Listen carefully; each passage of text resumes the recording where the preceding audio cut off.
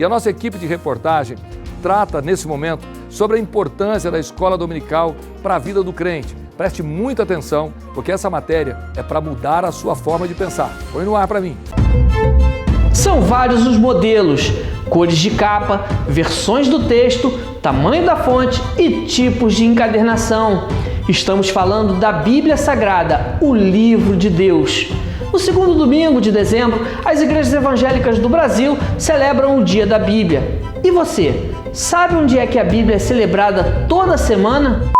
Na Escola Dominical, a maior agência de promoção da educação cristã de que se tem notícias. E como ela começou? Na Inglaterra, a Revolução Industrial empregou famílias, mas deixou as crianças sem acesso à educação por causa das 12 horas de trabalho, 6 dias por semana. O jornalista de confissão de fé anglicana, Robert Hicks, fez parte de uma geração de cristãos que se preocupava em viver a fé de forma pública e focada no bem dos outros. Ao visitar um amigo fora de Gloucester, cidade natal dele, na Inglaterra, Hicks observou as crianças xingando, jogando objetos e lutando entre si. Ele ficou sensibilizado e utilizou o jornal para mobilizar as pessoas em favor das crianças. Ele perseverou nisso, tanto que a Bíblia foi o livro utilizado pelas crianças para aprender a ler.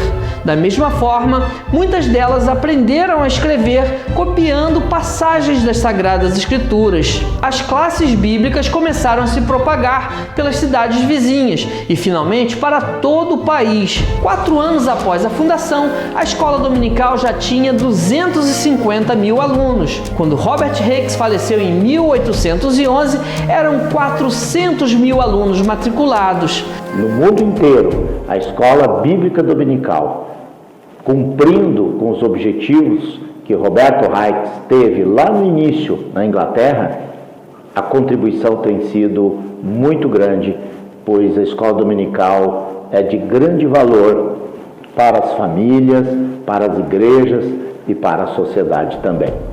John Wesley, fundador do metodismo, logo ingressou entusiasticamente na obra de Hicks, julgando-a ser um dos trabalhos mais eficientes para o ensino da Bíblia. No Brasil, a escola dominical teve início em 1855 em Petrópolis, no Rio de Janeiro. Robert e Sarah Calley realizaram a primeira aula no domingo, 19 de agosto daquele ano. Foram somente 5 participantes, mas Sarah, contente com os pequenos começos, contou a história de Jonas, mais com gestos do que com palavras, porque ela estava só começando a aprender o português. A semente do Evangelho foi plantada em solo fértil. Nas Assembleias de Deus no Brasil, os estudos dominicais do missionário Samuel Nistron abasteciam as igrejas com estudos para 3 meses. Nos anos 30, foi lançada a revista Lições Bíblicas para as escolas dominicais, com os comentários do missionário Samuel Nistron e depois Niels Castberg.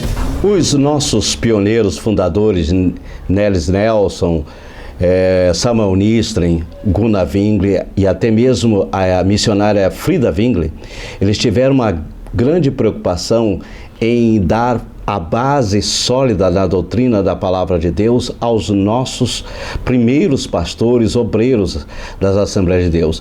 Por isso eles se preocuparam em, bem cedo, a escrever um material para a escola dominical. E no início, lá por volta de 1923 e 24, eles começaram com um suplemento no jornal Boa Semente, chamado Estudos Dominicais.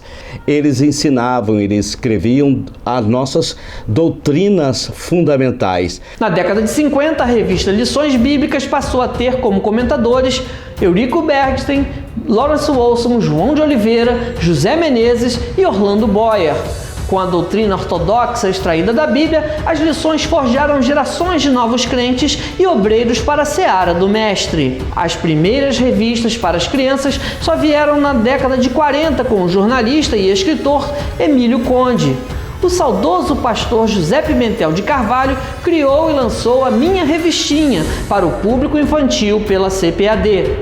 Na década de 70, o pastor Antônio Gilberto implementou o departamento de escola dominical na editora. Quando o irmão Antônio Gilberto veio para a CPAD em 74, pouco tempo depois ele começou conversando com o conselho da casa e etc., e ouvindo líderes, a mexer com esse assunto, de atualizar currículo devido ao avanço que a igreja vinha efetuando no Brasil. Avançou, graças a Deus avançou, mas agora o currículo está muito melhor organizado para as faixas etárias. Inclusive, tem faixas etárias com 2 currículos, o que ficará muito melhor para o educador, ou seja, o professor, e também o educando, que é o aluno. As pessoas geralmente têm a tendência de sacralizar alguém quando essa pessoa não está mais entre nós.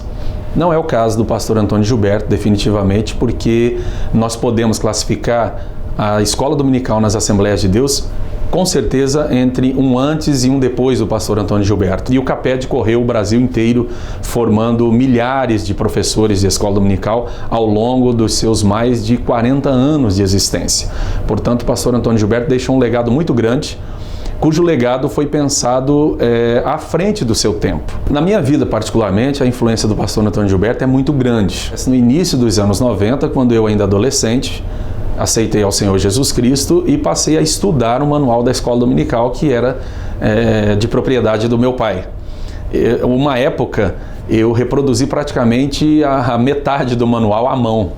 Depois, posteriormente, quando eu adquiri o manual, eu fiz todos os questionários, resolvi todos os questionários do manual e eu tive a oportunidade de mostrar esse caderno para o pastor Antônio Gilberto e ele apreciava muito isso, ele se sentia muito feliz de perceber a sua influência, ainda que remota, sobre mim. Depois nós tivemos a influência pessoal. Eu tive a felicidade de ter o meu primeiro livro lançado pela CPAD, Marketing para a Escola Dominical, prefaciado pelo pastor Antônio Gilberto, observado, feito anotações por ele. E tive também, particularmente, a oportunidade de ministrar em eventos com o pastor Antônio Gilberto, ser ministrado por ele várias e várias vezes. Nos anos 90, na gestão do diretor executivo Ronaldo Rodrigues de Souza, começaram os investimentos em currículos com grandes novidades nas áreas pedagógicas, gráficas e visuais. O biênio da escola dominical estimulou ainda mais o interesse pelo ensino bíblico. No primeiro trimestre de 2015, quando eram celebrados os 75 anos da CPAD, novos currículos fundamentados nas concepções e pressupostos da didática, pedagogia e psicologia educacional foram implantados. Contudo, eles não abriram mão da ortodoxia bíblica. Agora, o currículo é dividido em 3 segmentos: infanto-juvenil, jovens e adultos. O destaque é a revista Lições Bíblicas de Jovens. Além das conferências e congressos de escola dominical, a CPAD oferece videoaulas para os professores de jovens e adultos. O site escoladominical.com.br fornece informações detalhadas de cada revista. Ao navegar, você encontra informações didáticas para o professor, a matriz curricular de cada faixa etária, os subsídios das lições, artigos voltados para a área de educação cristã, ilustrações e mapas para você fazer download e incrementar gratuitamente a sua aula. Notícias sobre eventos e novidades da escola dominical estão no site e na revista Ensinador Cristão. História, a missão e o significado da escola dominical estão lá. E em breve haverá um fórum interativo para perguntas e respostas dos professores e alunos. A CPAD não mede esforços para aprimorar e promover o ensino bíblico. Junte-se a nós nessa tarefa de ensinar para transformar. É por isso que a CPAD é conhecida como a editora da escola dominical.